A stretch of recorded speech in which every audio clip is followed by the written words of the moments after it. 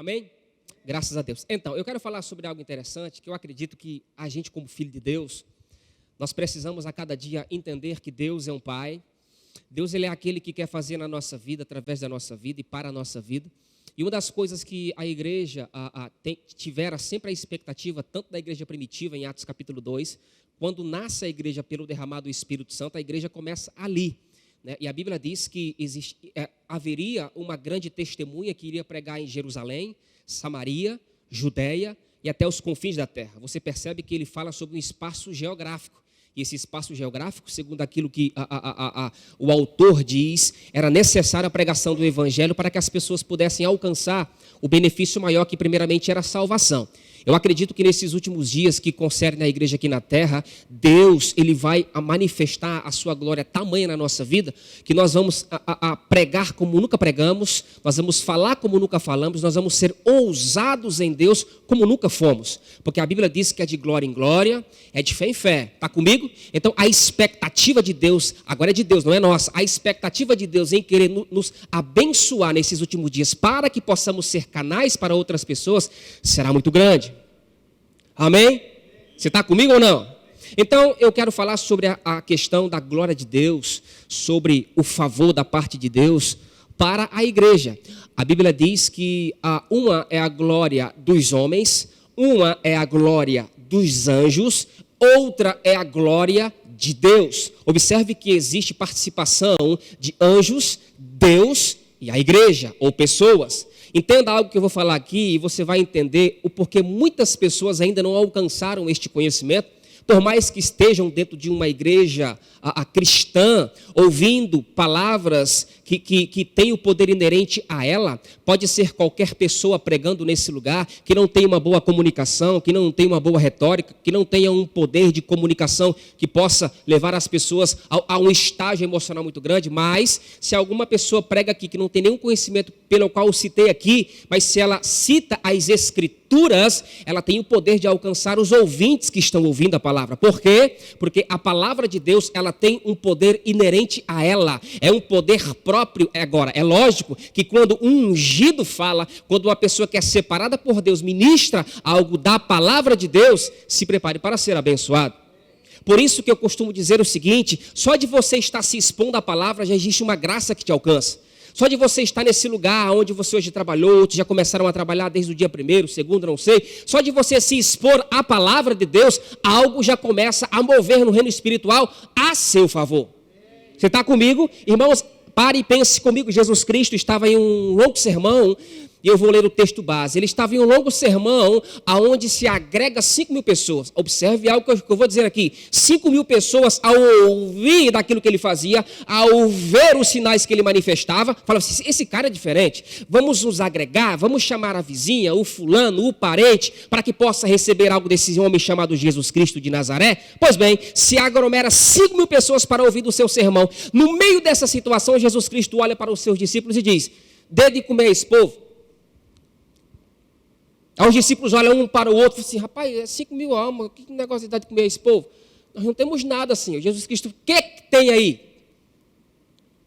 Pega isso no seu espírito. O que é que tem aí?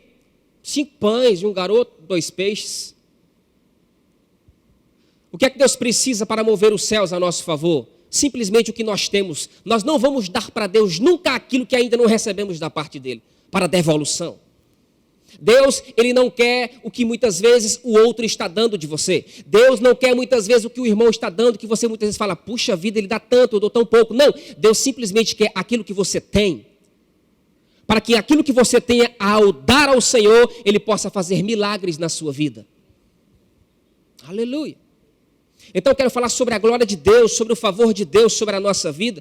E é muito plausível falar, por quê? Porque nós estamos, sim, vivendo. Isso não é chavão de pregador, de igrejas. Não, isso é uma realidade. Deus está manifestando a sua glória nesses últimos dias da igreja.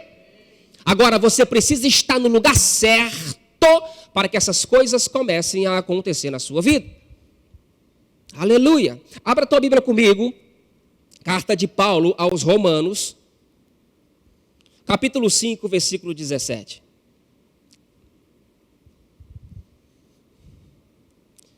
Deus é bom. Carta de Paulo aos Romanos, capítulo 5, versículo 17, diz assim, você já achou? Porque se pela ofensa de um só a morte reinou por esse, ele está se referindo a Adão, muito mais os que receberam a abundância da graça, grave isso, abundância da graça, dom de justiça, reinarão em vida, por um só, Jesus Cristo. Observe algo que é interessante. Toda a raça humana tem como viés voltar à origem do Criador. Toda a raça humana. Por mais que pessoas nasçam, se desenvolvam e morram. Mas a via de regra da palavra é que essas pessoas possam voltar ao Criador. Porque é interessante você observar que fala que por uma ofensa de um. Quem é esse um? É o Pai. É o primeiro. Foi a criação primórdia da parte de Deus, criado por Deus a dedo, chamado Adão.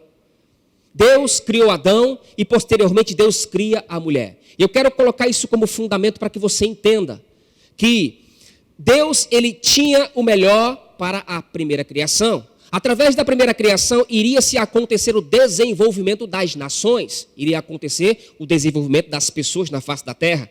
Não era para existir outros tipos de raça natural.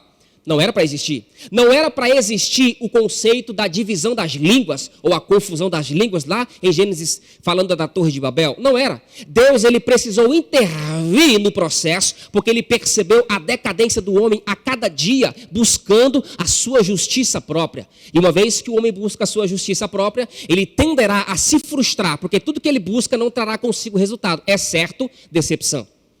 Mas é interessante você observar que Paulo diz, olha, pela ofensa de um só homem, a morte passou a reinar, morte no sentido espiritual, conseguinte de morte física. O homem não foi feito para morrer.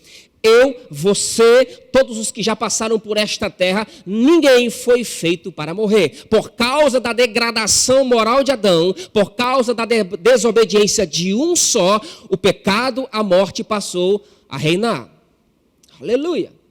Então entenda, eu vou colocar isso como fundamento. Você está em um lugar onde o que predomina nessa vida, nesse mundo natural, é o pecado. Entenda o que eu quero dizer com isso. O pecado predominou por causa da queda. O pecado predominou por causa da desobediência. O pecado predominou e está levando as pessoas ao enfado natural, a um enfado espiritual e a não uma crença em Deus por causa dessa morte que aconteceu através do primeiro homem, Adão.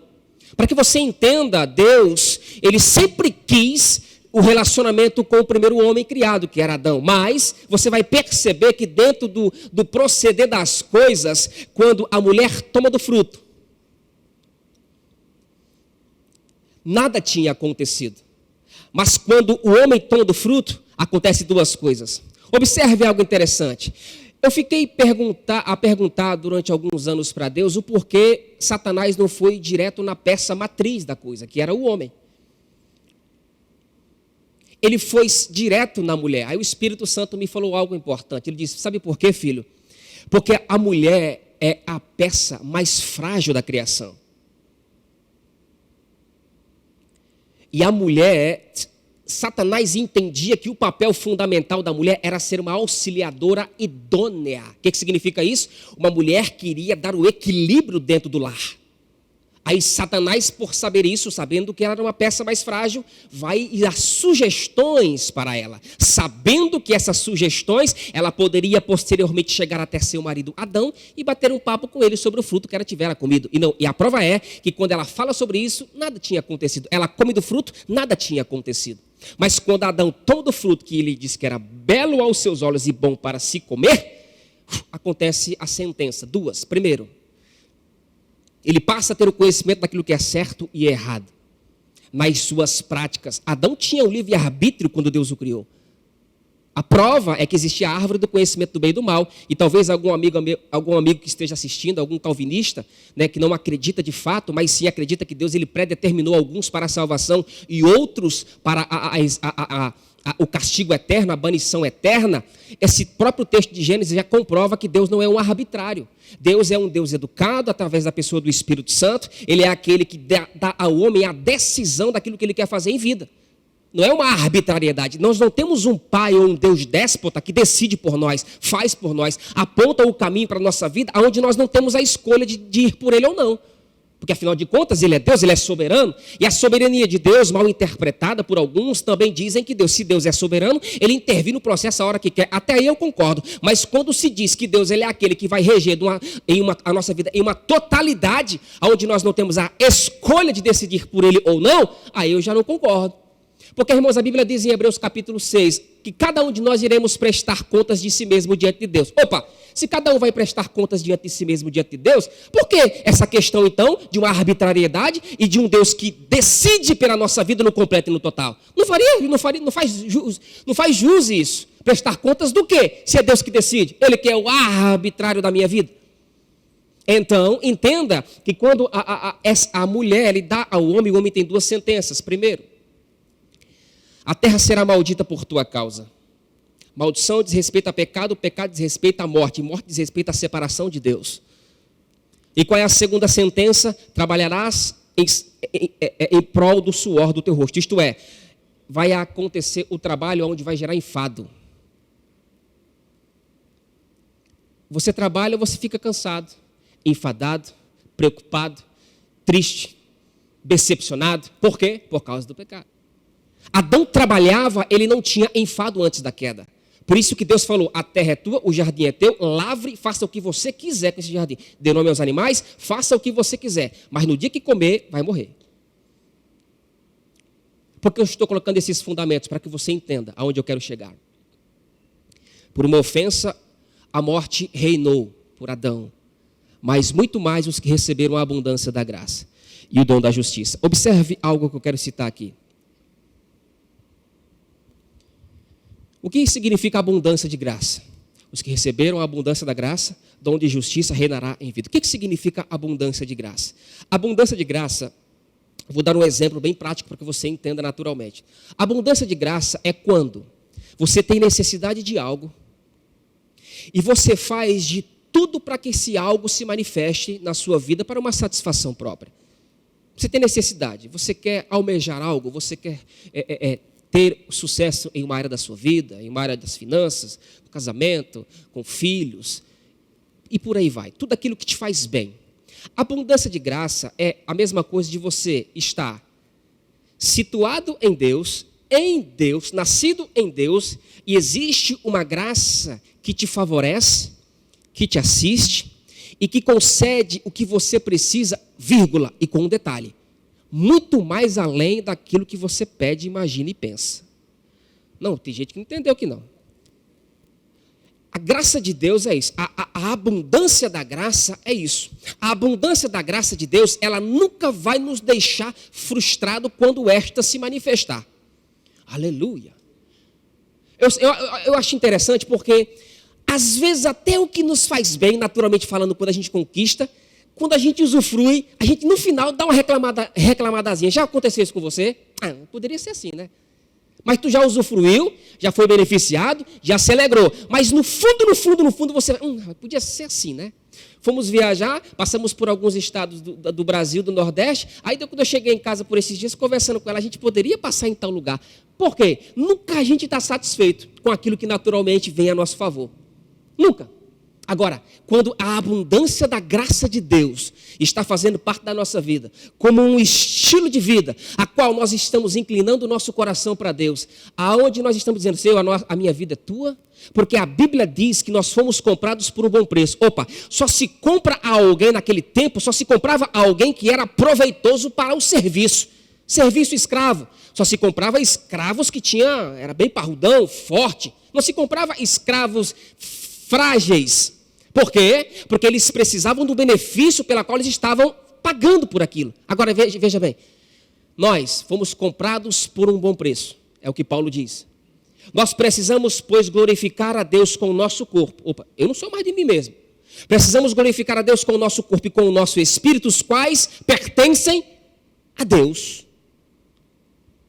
A abundância da graça é você entender que a sua vida está nele, ele está em você. A aliança abraâmica que se estendeu até o tempo da igreja, que somos nós, Os privilégios que a nação de Israel tem, nós também temos. As bênçãos que foi declarada sobre Abraão, Isaac, Jacó e todos os patriarcas, chegou até mim e até você. Nós entramos de gaiato no navio e estamos usufruindo do favor de Deus e da graça dele por causa do povo judeu. O amor de Deus para com aquele povo é tamanha a ponto de Deus fazer um paralelo aonde nós estamos sendo inseridos quando nós aceitamos a Jesus Cristo como Senhor e Salvador. Aleluia! Se alguém aqui tiver alguma ascendência ou parentesco judeu ou judaico, eu não sei, irmãos, é privilégio o que nós temos hoje em Deus e em Cristo Jesus. A abundância da graça, o dom da justiça é para você entender que você está nele, ele está em você. Pode faltar alguma coisa? Pode. Pode ter alguma debilidade? Pode, mas tudo isso não ofusca a glória que está na tua vida. Tudo que falta, tudo que ainda precisa ser preenchido, não ofusca o brilho que está na tua vida. Aleluia! 2 Coríntios capítulo 8, versículo 32, diz assim, ó: como em muita prova de tribulação houve abundância do seu gozo, e como a sua profunda pobreza abundou em riqueza da sua generosidade. Observe o que eu vou dizer aqui. Paulo está falando de uma igreja pobre da Macedônia, se compadeceu de uma igreja que também era pobre da Judéia. Para que você entenda, observe que a glória de Deus na vida de alguém não se mede ou não gera nas pessoas uma expectativa maior pela quantidade de riquezas que ela tem, por aquilo que ela está dando, por aquilo que ela pode fazer, que pessoas falam, uau, que oferta sensacional, uau, que sabedoria. Não. A Bíblia diz que Deus se agradou de pobres que estavam na Judéia e se compadeceu daqueles que estava dando aos pobres macedônicos. O que significa isso? O que você tem com a graça de Deus é o favor dele na sua vida, é um milagre. O pouco que você tem com Deus é muito. Aleluia. Aí Paulo pega e diz, prova de tribulação houve abundância de gozo. Sabe por quê? Por causa da glória de Deus. Fale o que quiser da igreja. Muitas vezes as pessoas estão com chinelo de dedo, com a bermuda rasgada, uma calça, mas está indo trabalhar alegre no Senhor, firme em Deus. Aí o salmista pega e entoa um canto. Hoje eu me alegrei quando me disseram, vamos à casa do Senhor. O que significa isso? A abundância de Deus na nossa vida é o suficiente para andarmos em uma vida de alegria. Aleluia. Deus é bom. Prova de tribulação houve abundância. Gozo, alegria, da profunda pobreza abundou em riquezas por causa da generosidade. Aleluia! Deus é maravilhoso. Entendendo esta glória, entendendo aquilo que de fato Ele está em nós, nós estamos nele em todas essas coisas. Se prepare, porque querendo o diabo ou não, as pessoas ou não, você tem que entender que você é mais que vencedor. Oh, glória a Deus. Entenda, você é mais do que vencedor. Quando entendemos quem Deus é para nós, o que nós somos nele, irmãos, a força que se dá para o diabo muitas vezes atuar, querido, nós vamos saber canalizar para viver uma vida plena. Porque não é tudo isso aí não que se fala, poder de Satanás foi destronado. Não somos uma igreja militante, nós somos uma igreja triunfante. O que significa isso? Triunfamos na vitória de Cristo, isto é, o que a gente não conseguiria fazer, Cristo fez por causa do seu amor pela raça humana. Então nós estamos reinando por causa de Cristo. A Bíblia diz, o texto que eu li de Romanos capítulo 5, versículo 17, como por um só entrou a ofensa e o pecado no mundo, a morte passou a reinar, também os que receberam a abundância da graça de Deus reinarão também em vida. Aleluia! Esse negócio que eu vou falar, não sei se eu digo. Eu digo? Pode dizer? Pode dizer sim ou não? Esse negócio de transferir para Deus o poder de que só Ele intervém em certas situações da vida espiritual que envolve o reino das trevas, isso não é verdade. Por quê? Porque a autoridade foi dada a mim e a você. A autoridade do crente. Por isso que eu gosto de uma matéria do Rema da escola que se chama A Autoridade do Crente. Por quê? O irmão Reagan foi inspirado por Deus para falar sobre essa matéria, a autoridade do crente. Por quê? Sabe por quê? Eu vou te dizer, porque Deus viu uma necessidade onde as pessoas entendiam que eram crentes, mas não entendiam o papel que deveriam desempenhar contra Satanás e o seu reino. Aí entrou essa matéria, a autoridade do crente. Você tem autoridade, crente. Mas, irmão, eu nasci de novo há uma semana. Não interessa, você tem autoridade. Irmão, eu estou meio que afastado, meio que frio, meio que morro. Não interessa, você tem autoridade. Simplesmente se coloca no lugar de confronto. A guerra que lutamos não é uma guerra de embate com Satanás. Está amarrado, eu te repreendo. Não. É uma luta de resistência. Diga assim, resistência. Então eu me revisto em Deus, eu tomo a armadura de Deus, diz a palavra que o dia mal vai vir sobre a minha vida, mas eu tomo a armadura de Deus, o capacete da salvação, os cintos da justiça, os sapatos para a pregação e a preparação do evangelho, resisto ao diabo e quem tem que fugir é ele, não é você. Sujeitai-vos, pois, a Deus, resisti firme ao diabo e quem tem que fugir é ele. Pode botar meu nome na boca de sapo, macumba, pegar roupa minha, pode fazer o que você quiser, meu irmão. Maior é o que está em mim do que aquele que está aí fora. Aleluia! Se você não entender o princípio da autoridade divina, você pode perder em algumas situações da vida. Paulo diz em 1 Coríntios capítulo 2, versículo 10, a quem perdoardes alguma coisa, também eu. E o que eu perdoei, se é que tenho perdoado, fiz na presença de Cristo por amor a vós, para que não sejamos vencidos por Satanás, porque não desconhecemos os seus ardis. Escute esse texto, eu vou explicar para você que existe uma má interpretação desse texto.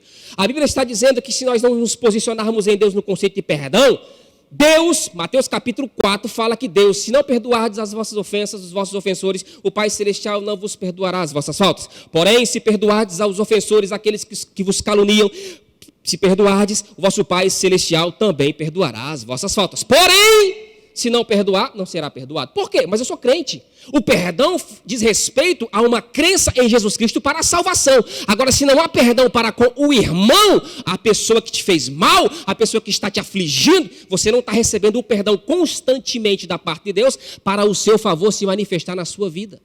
É isso que o texto diz. Não ignoramos os seus ardis para que não sejamos vencidos por Satanás. O que significa isso?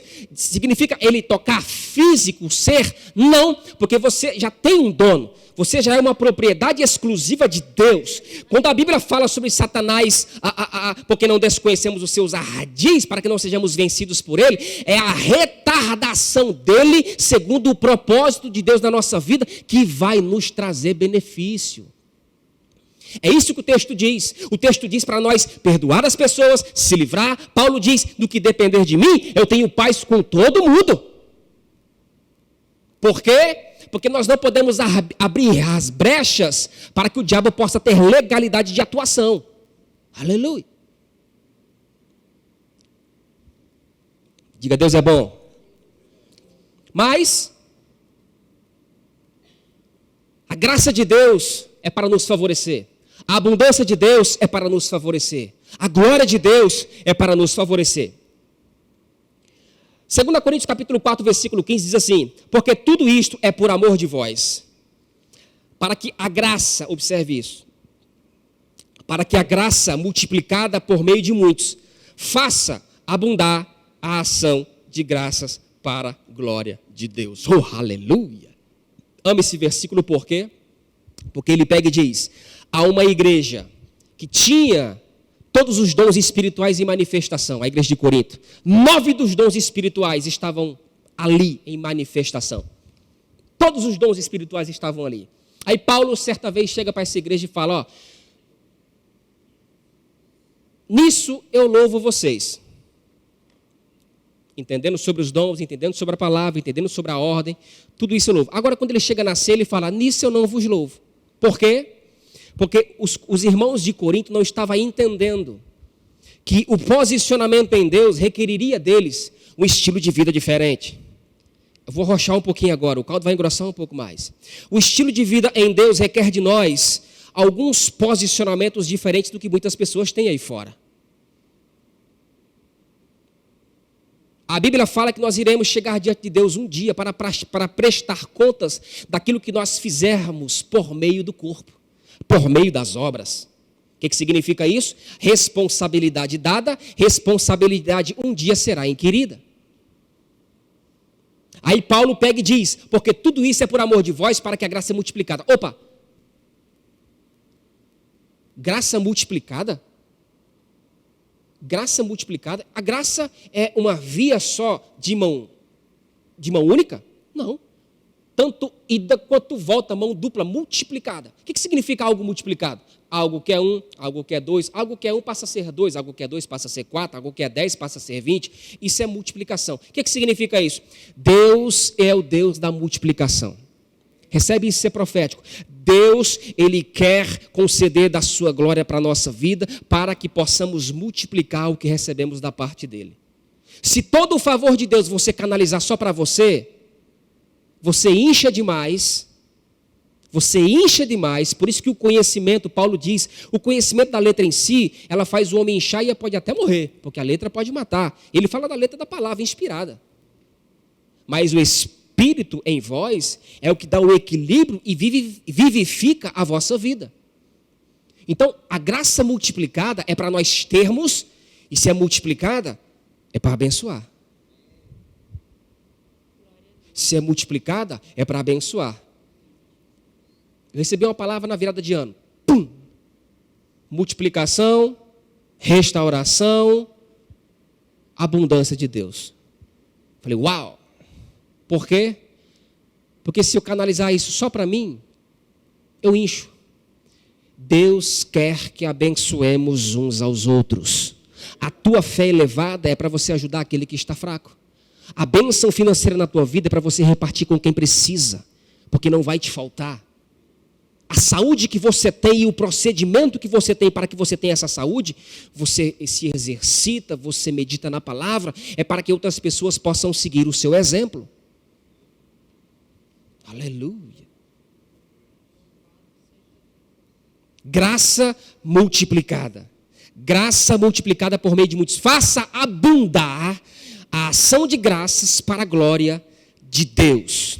Uma vez uma pessoa me disse, como é que você pode falar com tanta propriedade a respeito da Bíblia, se a Bíblia foi escrita por homens? Eu falei, claro que eu falo com tanta propriedade, e por mais que fora escrito por homens, eu acredito que foi uma classe inspirada, do Cânon Sagrado foram feitas várias reuniões dentro do concílio, para se chegar à conclusão de que 66 livros da Bíblia, 39 Velho Testamento, 27 Novo Testamento, era exatamente a vontade de Deus para a raça humana. Simplesmente por causa disso. Agora você pega e diz, não, mas existe os apócrifos, os escondidos, aqueles que não tiveram tanta inspiração. O que é que você diz disso? Se não está aqui, não foram colocados no cânon sagrado, não é inspirado. Por isso que a gente não crê. Ah, mas você acredita em tudo? Sim, acredita em tudo. Mas a Bíblia fala que um homem foi engolido por uma baleia. Meu irmão, se a Bíblia dissesse que que o homem engoliu a baleia, eu também acreditava. Aí outros pegam e vêm querer refutar, vêm querer saber que eu sou crente.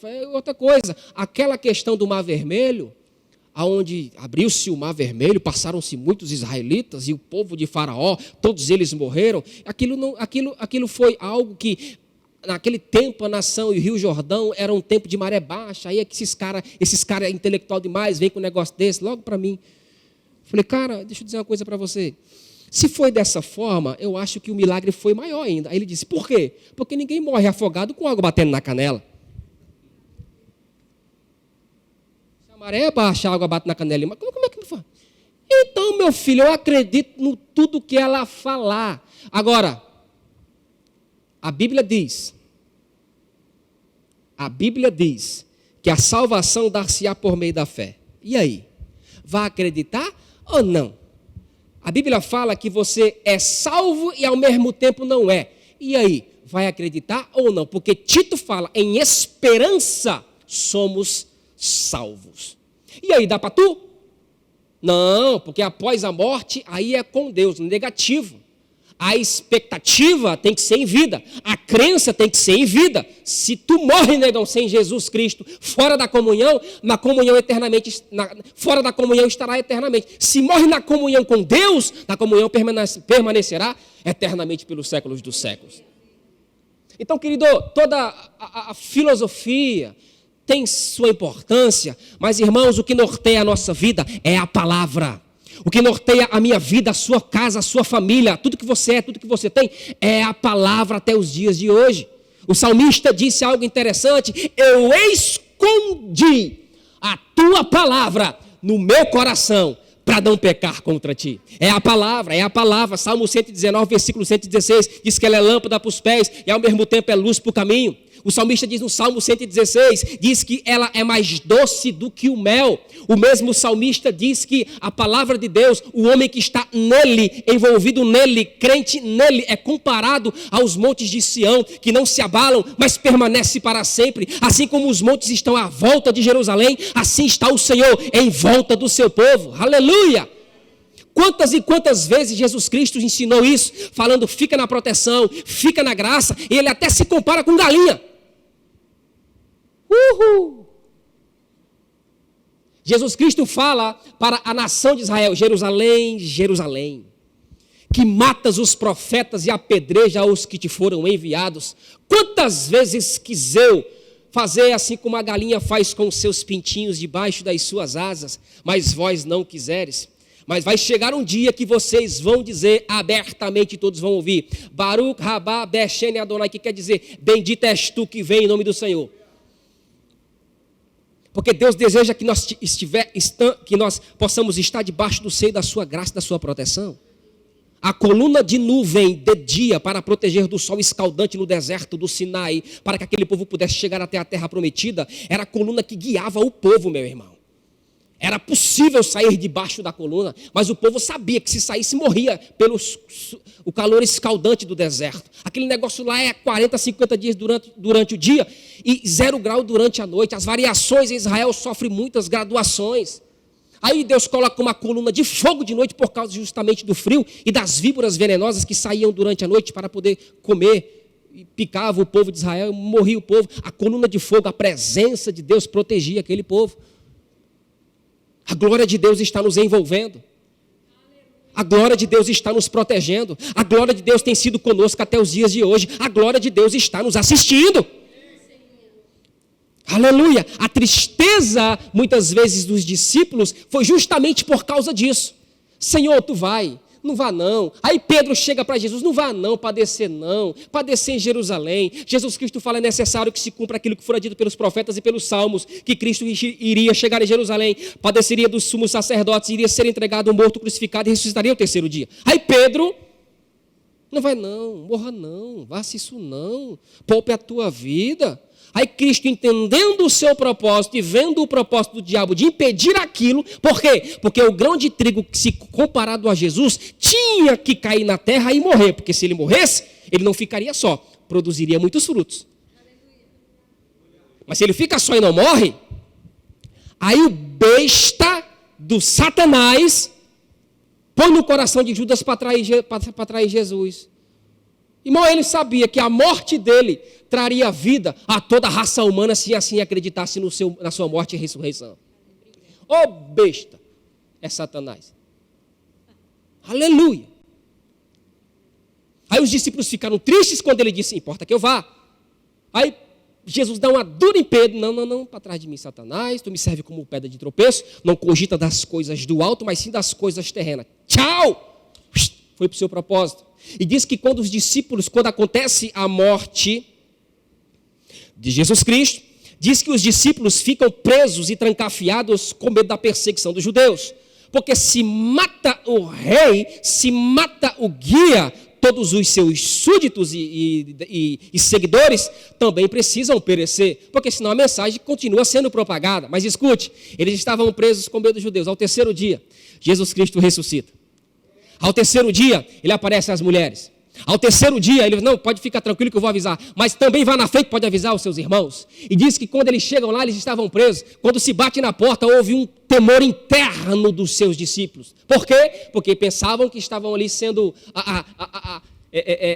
cercados para que pudesse ter a mesma sentença que o seu mestre tivera. Mas quando abre-se a porta, ele diz: o mestre está vivo. Ele vive. E já apareceu a Maria. Ele vive. Aí diz que quando Jesus Cristo chega para se apresentar aos seus discípulos, não precisa de abrir porta. Porque corpo glorificado transcende matéria física. É o corpo que você vai ter. Não, pouca gente entendeu isso. Esse corpinho que tu cuida tanto, esse corpinho bonito, e maquiagem das mulheres, aqui, bem, tudo coisa boa, bonita, esse corpinho vai ser um corpo igual a de Jesus Cristo. 1 João capítulo 3 diz, amados, agora que somos filhos de Deus, ainda não manifestou aquilo que haveremos de ser. Mas então, quando Ele se manifestar, seremos semelhantes a Ele, porque assim na sua forma o veremos. Aí Jesus Cristo chega à porta e diz, paz seja convosco. A paz de Cristo é diferente da paz do mundo, por isso que os discípulos já entenderam que era Ele. Aleluia! A paz de Cristo é diferente. Paz seja convosco. Ele vive intercedendo por mim e por você. Aleluia! A glória de Deus para a tua vida é muito maior do que aquilo que você ainda vai conquistar nesta terra como benefício próprio. Vou repetir isso, isso é profético. A glória de Deus na tua vida é muito maior do que as alegrias. Tudo de bom que ainda você vai conquistar nessa vida. E escute, você vai conquistar muito ainda nessa vida. Você nasceu para conquistar. Você nasceu para dar certo. Aleluia! Aí diz que Cristo passa em um espaço de 40 dias na terra, dando as últimas instruções aos seus discípulos. E grave isso no seu coração. Porque passara 40 dias, ele não poderia de fato já ir, quando ele disse a palavra a Maria, não me toques, não me detenhas, porque ainda eu ainda não subi ao Pai, não fui aos céus. Quando ele disse isso, não seria o suficiente? Não, ele passa 40 dias dando instruções precisas aos seus discípulos. Perseverem, creiam, fiquem firmes e inabaláveis. A Bíblia fala que os discípulos recebem uma porção de encorajamento. E eles saem e começam a pregar o Evangelho. A ponto do tempo de Pedro, onde pessoas estavam dizendo o seguinte, você é discípulo de Cristo? Pois bem, a tua morte será semelhante à do teu mestre. Aí Pedro, cheio do Espírito Santo, pega e diz, não sou digno nem de morrer como meu mestre morreu. Pode me crucificar, mas de cabeça para baixo. Aleluia, por causa da coragem, intensidade e fé que avivou o coração daqueles homens. A Bíblia diz que Jesus Cristo passa um tempo onde ele come peixe com Pedro e alguns dos discípulos. E Tomé pega e diz, eu quero tocar, eu preciso ver, eu preciso saber. Diz que ele chega, toca, veja, espírito encarnado não tem ossos como vedes que eu tenho. Não tem corpo como vedes que eu tenho. Tocou, creu, se avivou. A Bíblia diz que no 40 dias, Jesus Cristo com os seus discípulos. Meu tempo já é dado. Prestes a subir para a glória. Diz a palavra que ele começa a levitar. A lei da gravidade não segurou Jesus Cristo com o seu corpo glorificado. A lei da gravidade não vai segurar o nosso corpo glorificado quando ele vir na sua segunda vinda. A lei da gravidade não vai segurar a nossa vida. Diz a palavra que ele começa a subir. Ele passa pelas nuvens, passa pelo primeiro céu das aves, passa pela toposfera, ionosfera, exosfera, passa pelo céu estelar, que é também chamado de segundo céu, chega ao paraíso, que é chamado de terceiro céu, chega na presença de Deus, os anjos abrem os portões, ele chega na presença, ele se assenta à destra da majestade nas alturas. Oh, aleluia! Ele vive intercedendo pela minha vida e pela tua vida. Aleluia, por isso que a gente não pode ofuscar o brilho que nós temos da parte de Deus. Nós nascemos sim para fazer proezas nesta terra. Nós nascemos para manifestar a glória de Deus para as pessoas aí fora. Aleluia! Não existe esse negócio de agente secreto crente. Ou tu é ou tu não é, irmão. Faz valer a glória que está dentro da tua vida. Faz valer a glória que está em você, no teu trabalho, na tua casa, na tua família, com os parentes. Faz valer a pena. Porque quando essa glória se manifesta, irmãos, as pessoas, diz o texto, as pessoas irão dar ações de graças para a glória de Deus. Diga, Deus é bom. Você crê dessa forma? Eu quero encerrar com isso. Uhul! Efésios capítulo 1, versículo 18, versículo 20 diz: tendo iluminado os olhos do vosso entendimento, grave isso, entendimento, para que saibais qual seja a esperança da sua vocação, os quais as riquezas da glória da sua herança nos santos, e qual é sobre excelente grandeza do seu poder sobre nós, os que cremos, segundo a operação da força do seu poder, que manifestou em Cristo, ressuscitando-o dos mortos e pondo-se à direita de Deus nos céus. Efésios capítulo 1, versículo 18. O que ele está querendo dizer? Tendo iluminado os olhos do vosso entendimento. Ei, você foi iluminado por causa do novo nascimento. Agora, se não há clareza, é necessária a meditação na palavra. Colossenses no capítulo 3 diz que nós que ressuscitamos com Cristo, precisamos buscar as coisas que são do alto. Eu costumo dizer o seguinte, é os pés no chão e a cabeça no alto. Você tem que ter os pés no chão e a cabeça no alto. Por quê? Porque tudo que é horizontal, se você foca muito, você sai do propósito de Deus. Se as coisas naturais são mais importantes, se você olha muito para as coisas horizontais e se esquece da vertical, porque a cruz ela é horizontal e vertical. Relacionamento com Deus, vertical. Relacionamento com os homens, horizontal. O que é que significa isso? Existe bênção em favor de Deus nos dois âmbitos. Grave isso. Existe bênção em favor de Deus nos dois âmbitos, tanto vertical quanto horizontal. Agora escute, se focar só no horizontal tem bênção, mas você se entristece. Porque a esperança do crente é para a eternidade. Por isso que eu estou esmerando muito nessa questão de escatologia. Por quê? Porque não se fala muito como convém sobre esses assuntos escatológicos. E precisamos. Porque se prepara muito o crente para os embates da vida, mas não prepara o crente para a eternidade. Se eu pegar algumas pessoas aqui, não todos, se eu pegar algumas pessoas aqui, tiver uma conversa bem sadia, bem tranquila, bem proveitosa, bem gostosa, e perguntar, você sabe o que você vai fazer no céu? Você sabe como é que vai ser lá? Será que você vai ter asa igual de anjo? Será que vai ser normal? Será que você vai comer no céu? As pessoas vão dar uma titubeada, porque é muito ralo alguns ensinos escatológicos. É muito pouco o que se ensina sobre as coisas do futuro. E nós precisamos, como igreja, se esmerar em todos os assuntos da palavra, principalmente sobre questões que envolvem a eternidade. Agora, se a expectativa, 1 Coríntios capítulo 15, versículo 19, Paulo diz, se a expectativa em Deus for só para aquilo que ele pode fazer horizontal, se considera um infeliz. Por quê? Porque Deus abre porta, Deus opera milagre, Deus dá casa, Deus dá carro, Deus dá saúde, Deus dá o morto ressuscita, Deus dá tudo isso. Isso é verdade, eu creio. Mas se a expectativa for só para essas coisas, frustração. Por quê? Porque o coração não está ligado nas coisas do alto. Eu não vejo a hora do arrebatamento da igreja, irmão.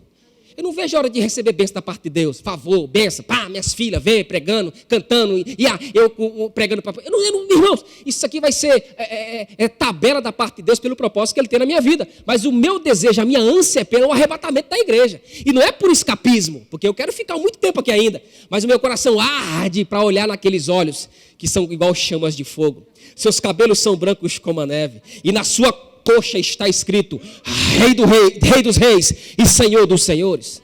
É essa a minha expectativa, é essa a ânsia que eu tenho e que eu passo para as minhas filhas, é a eternidade, é as coisas da eternidade. O que acontece aqui é graça, favor de Deus, abundância, glória que se manifesta na nossa vida. Aleluia! Oh, glória a Deus, você está bem? Está bem mesmo? Está preparado para essa última? E eu vou concluir com isso.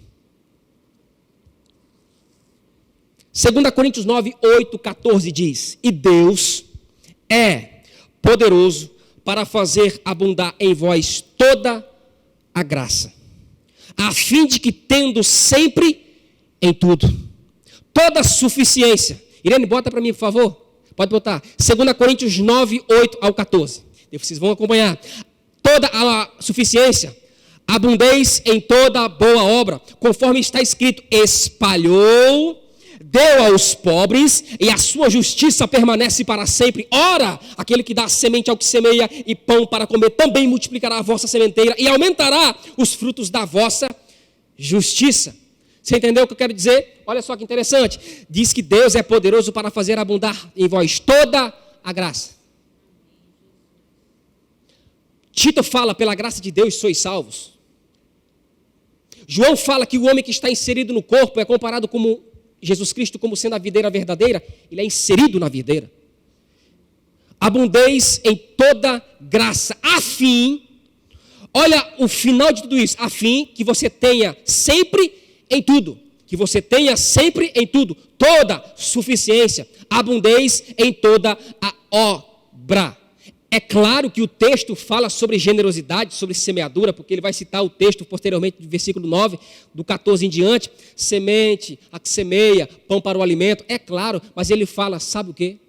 Dentro desse contexto, ele fala algo que nós precisamos entender, que a abundância de Deus está, muitas vezes, ligado com Deus, a direção da parte do Pai vem, e a gente abunda, tendo sempre em tudo a suficiência, abundez em toda boa obra. Ele não só fala de dinheiro. Ele fala sobre uma semente, que aquele que dá semente ao que semeia, pão, alimento, multiplicará. Agora ele fala sobre toda a suficiência, abundez em toda obra. Não precisamos, superabundez, não precisamos, olhe para cá, pode olhar para cá agora, eu vou encerrar com isso. Não precisamos correr atrás daquilo que vai ser suficiente para nós. Eu vou explicar. Não precisa colocar tanta força naquilo que vai ser suficiente para você. Simplesmente semeie. Simplesmente você está abundando a cada dia em toda boa obra. Não. Você está abundando todos os dias em toda boa obra. Uma vez que isso é plausível, isto é visto, isso rende graças e glórias a Deus, uma vez que isso está acontecendo em uma prática constante, se prepare para os favores de Deus começarem a seguir a sua vida. Aleluia. Porque se você nasceu de novo no batismo em Cristo ou no corpo de Cristo, que a Bíblia fala sobre 3 batismos, você já tem a suficiência que você precisa para ter uma vida plena. Eu vou repetir, você já tem a suficiência para você ter uma vida plena. Por quê? Por causa da abundância da graça e o dom da justiça que está na sua vida. Você abunda em toda boa obra. E eu termino dizendo o seguinte, é aonde você vai, Deus está chegando. É o que você coloca as suas mãos, Deus está colocando. É o que você está falando em ato profético, é o que Deus está falando.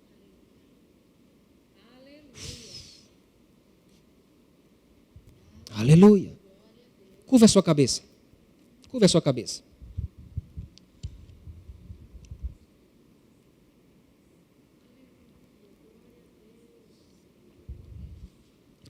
Cabe você refletir sobre o que você ouviu. Você recebeu a abundância da graça, o dom da justiça, para que você possa reinar em vida. Uma vez que você entende isso, se prepare para grandes coisas da parte de Deus começarem a nortear a sua vida. Se prepare, porque Deus é maior. Deus é maior do que tudo. E nós acreditamos que a palavra do seu poder, que nos alcançou, que nos salvou, essa palavra, ela abunda na nossa vida de uma tal maneira, onde nós não precisamos olhar para o irmão A, para o irmão B, para quem é líder, para quem não é. Nós estamos olhando para Jesus, que é o autor e consumador da nossa fé.